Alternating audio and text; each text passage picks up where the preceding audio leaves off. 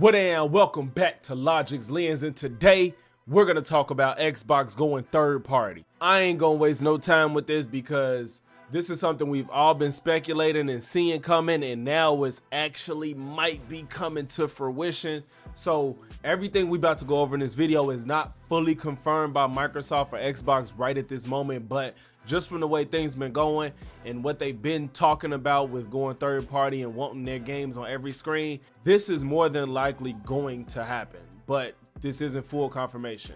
There's an article that's just released on Xbox Era. It came out today, February 5th, where they're talking about Xbox is potentially putting some of their biggest titles on PS5. Now, I don't know about y'all, but that's a pretty big deal and is almost going to make the Xbox console obsolete. This isn't too far from a lot of the latest layoffs they've been having, getting rid of a lot of their physical media and whatnot. So this is looking more than likely to happen. So let's go over what this article says on Xbox Era.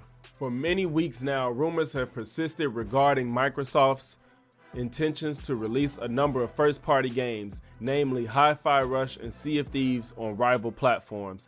According to our sources, who have asked to remain anonymous because they were not authorized to talk about company plans, that list of games also includes Bethesda Game Studios' Starfield. Starfield released back in August of 2023 to fairly positive reception, despite the narrative that now exists online.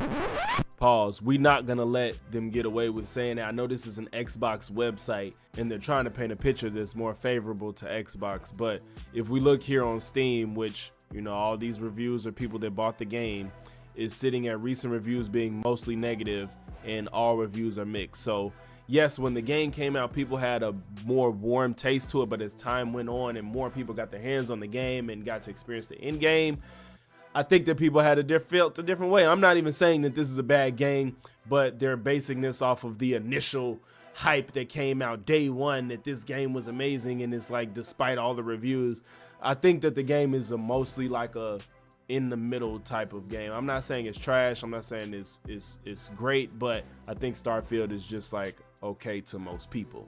Now it looks as though Microsoft are planning on bringing Bethesda's newest RPG universe to an entirely new platform, PlayStation 5. According to sources, we understand that currently Microsoft are planning a launch for Starfield on PlayStation 5 post the release of the already announced Shattered Space expansion for Xbox and PC, which is on target to arrive at some point later this year. We've also been informed that Microsoft have made additional investment into PlayStation 5 dev kits to support ongoing development efforts, adding further fuel to the fire. As the already existing rumors have suggested, the idea of bringing first-party titles to competing console platforms marks a massive change in strategy for Microsoft, and from what I understand, is not been without fierce internal debate on this new direction. Releasing Starfield on PlayStation 5 contradicts the original statement around exclusivity made by President of Xbox, Sarah Bond, during the Xbox and Bethesda Game Studios Summer Showcase of 2021. According to our sources, Microsoft senior leadership have reportedly debated the various pros and cons of releasing more of their exclusive software elsewhere, and internally not everyone is necessarily happy with the decision, but recouping the potential money left on the table by releasing elsewhere has arguably won out. According to sources, Hi-Fi Rush's release on rival platforms is tentatively planned for Q1 this year, and we've been advised to expect Microsoft to make a more public announcement on this strategy this month. There you have it, folks. It's looking pretty likely that Xbox is gonna make an announcement to going third party, but this means so much. Like, what's gonna happen with people with Xboxes? Like, are their sales just gonna drop infinitely on console hardware sales?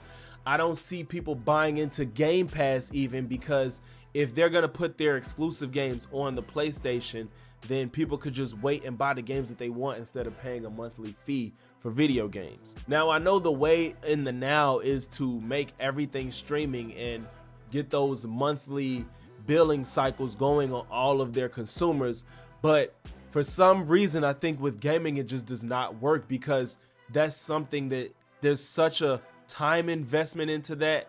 I think that when you're paying a monthly subscription to have all these games that you're probably never gonna even get through, it just kind of makes it a harder sell.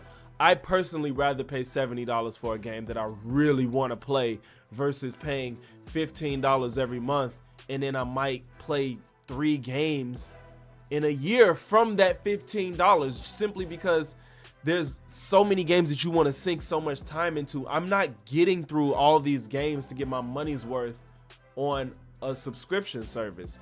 And I think that's also a testament to show that Game Pass isn't as profitable as people tend to think. I think that, you know, it's like, oh, you're getting $15, $20 from these people every single month for all these games. Yeah, but think about all those games you're also not selling at that point. Think about the fact that there's so many people on PC that's just doing Game Pass and not buying games from Microsoft. So it's not the same as if Spider-Man can sell millions and millions of copies at $70, and then you got the console buy-in on top of that. Then Xbox is already, you know, shooting themselves in the foot, putting their stuff on PC. There's a lot of PC players. They got the Game Pass. They'll do that, and they're not spending that $70 and getting that money to those studios so they can make even more games. Xbox is already taking a cut when they do the third-party deals with these games, because they can't just, of course, they're not putting them on there and not giving those studios nothing for helping their service. So I think that, you know, they're trying to subsidize all of that across all of these hundreds of games they have on the service. I just don't see that working out in the long term. At this point, Xbox is probably just trying to survive and stay afloat, because putting their games on PlayStation is something I probably never would have guessed would happen. But even if at this point is they don't have a choice. There's no reason for anybody to buy an Xbox. Game Pass isn't a bad deal, but it's just not something that I think everybody can buy into. I honestly hope that Nintendo and Sony don't lean too hard into that model, especially when it seems like Xbox is now throwing in the towel. They kind of got their head started in the rest of this game and stuff, and they can make things go in the way they want. I just don't want to see this streaming taking over. I don't want to see us losing physical copies. I know I'm just shoehorning that in this conversation. And what do you know, while I'm on the editing floor, this is Logix in the future. Phil Spencer drops a tweet that reads, "We are listening and we hear you. We've been planning a business update event for next week, where we look forward to sharing more details with you about our vision for the future of Xbox. Stay tuned." At the end of the day, I think that this is probably likely going to happen. Xbox doesn't have, nobody's going to buy an Xbox for Indiana Jones. I don't think we saw anything at the Xbox Directs that's going to make anybody go run and buy this console. PlayStation has done that. They have the Spider-Mans, they have The Last of Us, they have Horizon, they have God of War. Yes, that's a genre that not everybody is into, but the people that's into it is really into it, so they just feed and feed and feed, and they keep us full with those type of titles. So with that being said, if people can get those games plus the third parties, and now we're about to get some of the Xbox exclusives, yeah, the only way Xbox probably is gonna survive at this point is to stop making consoles and just make games and pull a Sega. And hopefully they pull a Sega off better than Sega pulled it off. Thanks for tuning in to Logix Lens, where the game is winning. I'm out.